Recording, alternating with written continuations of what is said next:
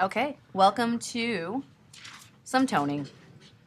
Let's go into our folder and we'll grab this image here for split toning.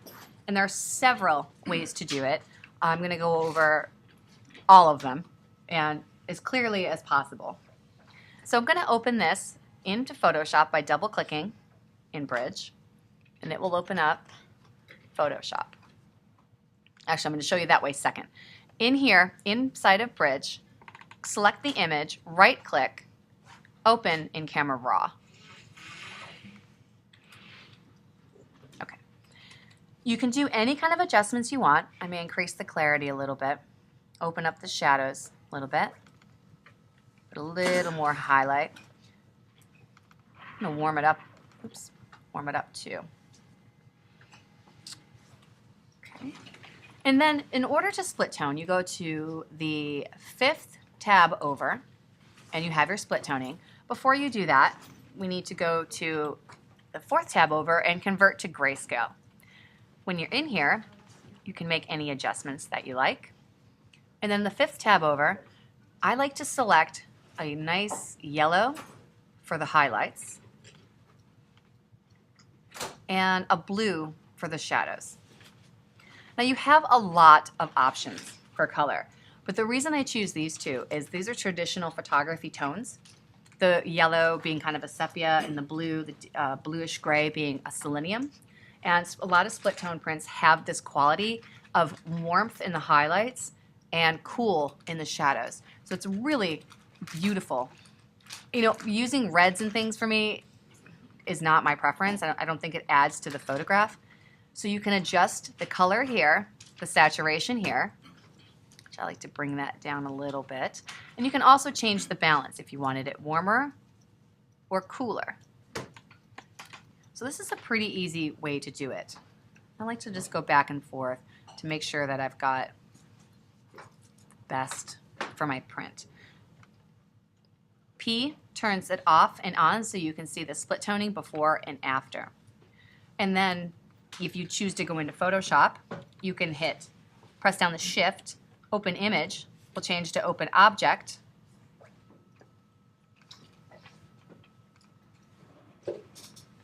Oops, I did something incorrectly. Let's just zero out of that. We'll go back into split tone.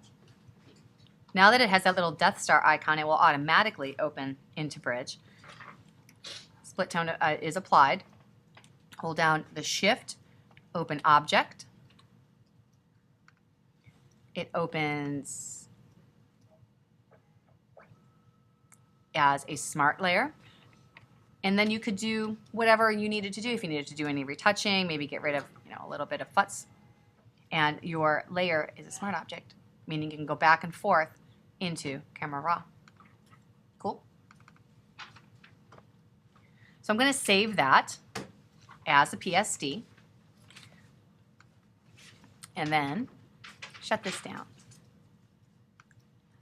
If you prefer to stay in Photoshop, let's go back, double click split tone, and let's take all of the effects off this. You could do it manually or just go to the pull down menu and hit reset Camera Raw defaults, and that gives you your original print. I'm going to do some of the adjustments though. There we go. When you go to quad tone, when you're in Photoshop and you want to change to a duotone, a tritone, or a quad tone, you need to flatten it. So keeping a smart object is not, you won't be able to go back into Camera Raw because those tritones and quad tones and duotones do not support smart objects. Does that make sense? The layer can't, those layers cannot be smart objects. I'm going to show you a way to kind of work around that. Open object. So let me show you what I mean. If I go to image mode duotone, it's grayed out. It won't let me select. The first thing I would need to do is go to image mode grayscale, and it has to rasterize the image and get rid of all the color. So it goes from being a smart object layer with RGB to a gray rasterized layer. And then I could go to Duotone. Now I love doing it this way. You can do duotone, tritone. You select the color here, and then you can select how dark or light it is in the tonal curve. Okay, and then quad tone very simply lets you add another color.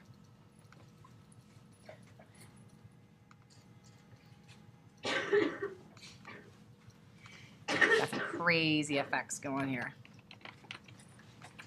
Say cancel. Nah, just leave that alone.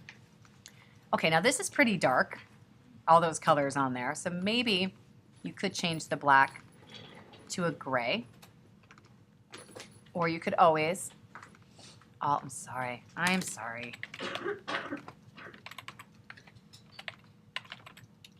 Green. And then you could add another adjustment layer where you open up the midtones. When you add that many colors, you have to think how it is going to look on the histogram. How are your shadows, I mean, in this case, how are your highlights, your whites, your highlights, your midtones, your shadows, and your black values going to look with those colors applied to them. I'm going to show you another way to do it, and this is my favorite way to do it. We're going to leave this. Actually, let's just go back up here where it's a smart object. I like to do the split toning with a gradient map layer. So I can keep my smart object. I add an adjustment layer, that's a gradient map. Click here to enter the gradient editor and pick black and white as the default. These on the bottom are color stops. If you don't make too many, you can just drag them off.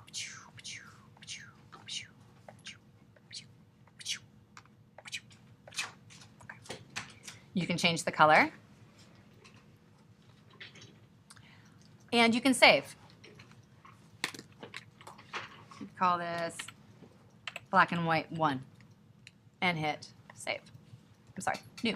And it saves it right there. So this is a way that you can do black and white, but if you double click here, you can also add a color and make it duotone. So if you wanted to add a nice warm, oof, not that color, that's a terrible color. Nice warm brown, you could do that. Maybe you call this sepia and hit new and it saves it for you.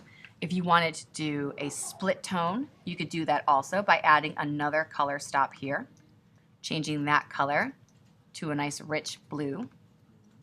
Okay. Let's try, oops, accidentally got rid of it.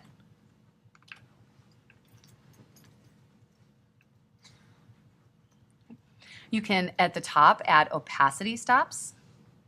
If you don't want them, you can pull them off.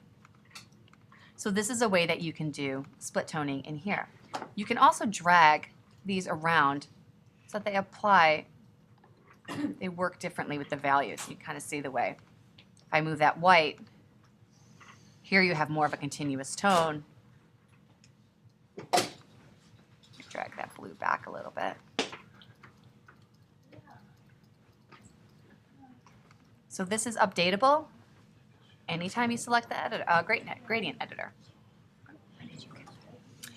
I made a gradient map, and then this properties window came up, and I clicked here. Oh, got it. Yeah. Now what's also pretty fabulous is all of these presets. The photographic toning is awesome. Okay. Look at all of these awesome awesomeness. Sepia selenium, sepia selenium, sepia cyan, cyan sepia. These are great. And if you like it, but you want to make some changes, you can, because you can edit this at any time. I love these. Look at how gorgeous this is with the black and the warm grays. Lovely. Where do you get all this? This is in here, the little pull down little knob, and I went to photographic toning. And they're there. Oh, I didn't know that there were preset gradients. There are. I know, that's what I was like, how did she I get was there? so annoyed at just the limit of grades. You just Well, they're awesome. And you could take the opacity down if you wanted to take the opacity of the layer down, bring in some of the original color. So you can do all sorts of things. But that is 3 ways to do kind of a split tone. The first way being in camera raw. The second way is converting your image to a grayscale, then duo, tri, or quad tone. And the third way is using the gradient map adjustment layer, which I think is the least destructive way of doing it, and probably my favorite, because then I can also use this layer mask that comes free with it, grab the brush, and work on localized adjustments if I wanted to bring back certain colors in. You can make something really beautiful. Okay? Make sense? Excited? All right.